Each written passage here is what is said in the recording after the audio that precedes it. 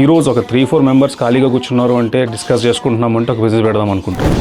ఆ బిజినెస్లో కూడా ఫస్ట్ వచ్చే ఐడియా ఏంటి అంటే ఫుడ్ అండ్ బెవరేజ్ సంబంధించి. సో ఎందుకంటే రిటర్న్స్ ఎక్కువ ఉంటాయి.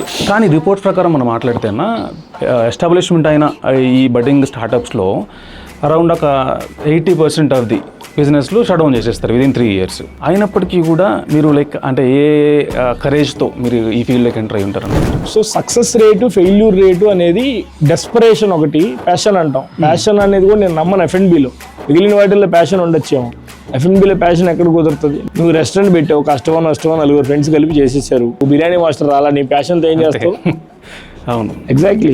బిజినెస్ ఫుడ్లో ఇట్లా పాసిబిలిటీ ఏంటనేది నువ్వు అర్థం చేసుకోవాలి. F&Bకి ఎంట్రీ బ్యారియర్ లేదు.